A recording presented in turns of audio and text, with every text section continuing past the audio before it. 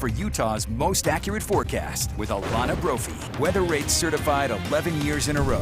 All right, it's time to check back in with Chief Meteorologist Alana Brophy. Well, on a hot one today, but we don't need to get used to it just yet. No, it's just a summer preview as we break those records because we've got cooler air on the way. We've got folks out there in Linden on Utah Lake enjoying the water, stand-up paddleboards, kayakers. They showed up in just the last little while. Not a surprise. It's 91 degrees there. You notice the cloud cover that's billowing in from the west and a few cumulus clouds out there, some towering and bringing the potential for an isolated storm as we get through the next couple of hours. I just love that shot there, which shows you exactly what's going on. We have that record-breaking heat and our fire danger. It's coming back. A weather pattern shift as we close out this work week and head towards a holiday weekend. We've got windier conditions as well as cooler and wetter conditions on deck. I've got the timeline for those so you know exactly what to expect. Temperature-wise right now, 93 in Salt Lake. We hit 94. We broke the record. We've got 80s over in Moab where they did hit the low 90s today. 98 in St. George, 95 near Lake Powell. So the heat is on, and yes, it gives you a really good idea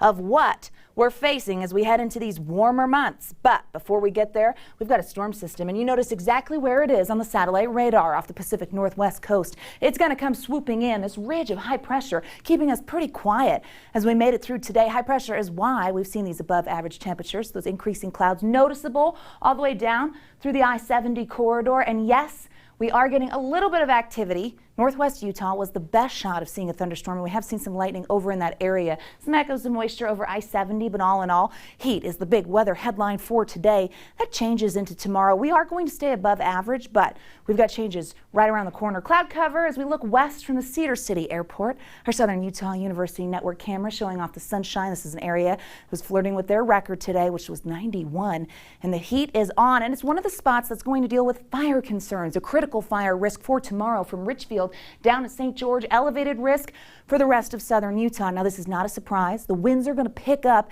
and we've got extremely dry conditions, and that's when we get our red flag warnings. Happen to match those today as we look at St. George, Kanab, Cedar City, Grand Staircase, Lake Powell, the Swell, over towards Castle Country and Moab. All of the places we love to visit on a holiday weekend looking at serious fire danger. This is for Friday and into Saturday. Wind gusts up to 45 miles per hour. Relative humidity down to a single digit. Not good news. We are actually watching soil moisture decay faster this year than in years past. As we check out what to expect for tonight and into tomorrow, you see the northern half of the state starts to welcome in those active skies. Here come our fire concerns for tomorrow. And yes, we have a chance of getting some thunderstorm activity in northern Utah for our Friday. That really bulks up though into Saturday as a cold front comes through. Wet weather, stormy activity, northern and central Utah. Fire danger holds on. That front is going to welcome in cooler air. Windy conditions will hold on in the south, and then that wet weather doesn't go away.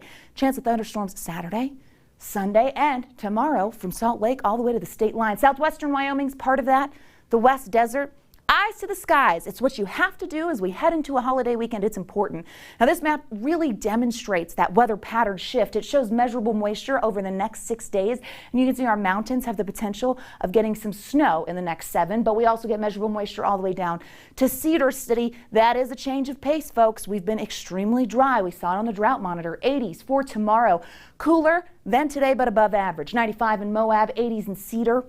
High 90s in Washington County, where the winds are going to be the big weather headline for the holiday weekend. Also, tumbling temperatures and the slight chance of a storm on Monday. Keeping our eye on Sunday night. We're tracking that too because there's potential. A day in the 70s. Wowza. If you're staying put in Salt Lake, just know wet weather potential will be there as those temperatures slip away. Thunderstorms Saturday, Sunday. Memorial Day looks like a washout right now, so don't make those outdoor plans on the actual holiday. We will see an abundance of showers. Temperatures topping out in the upper 50s. We dry out by the middle of next week, stay unsettled into Tuesday. So yeah, it was 94 today. Very, very hot. But this, it's a different story. Now you know. Glenn, Courtney, over to you. All right.